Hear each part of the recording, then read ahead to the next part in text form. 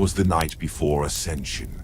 'Twas the night before Ascension, when all through the keep not a surf stirred, nor vox signal did beep.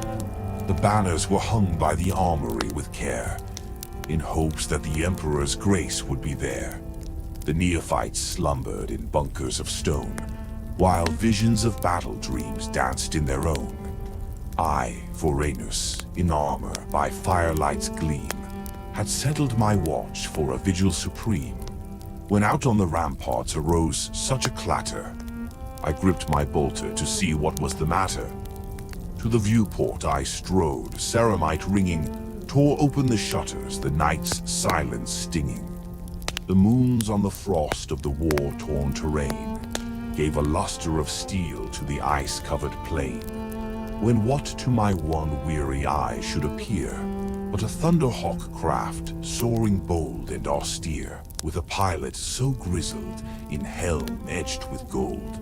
I knew in a moment a chaplain so bold. More rapid than raptors his engines they roared, and he voxed and he hailed, and his litany soared. For Rus, for Dawn, for Sanguinius' might, for Corax, for Khan, for Vulcan's pure light. To the spire of the fortress, to the Emperor's wall. Now charge away, charge away, charge away all. As ash from the forges in wild tempest flies, when met with the barrage, mounts up to the skies, so up to the keep top the thunderhawk flew, with a hold full of relics and the chaplain too. And then, in a rumble, I heard on the dome the clanking of boots, like a war drum's low tone. As I drew back my helm and was turning around, down the exhaust chute the chaplain came, unbound, clad all in black from his helm to his tread. A Crozius Arcanum swung fierce overhead, a bundle of tomes he had slung on his back, a preacher of wrath, yet no fury did lack. His eyes, how they burned, his voice, how it pealed.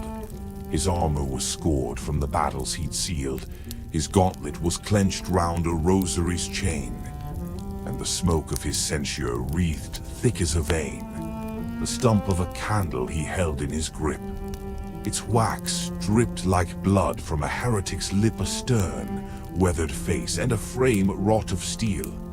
He stood as a bulwark no foe could repeal. He growled, low and gruff, like a dreadnought awake, and I braced, half expecting a sermon to break. But a nod of his helm, and a gesture so slight, soon showed me his purpose was peace for the night.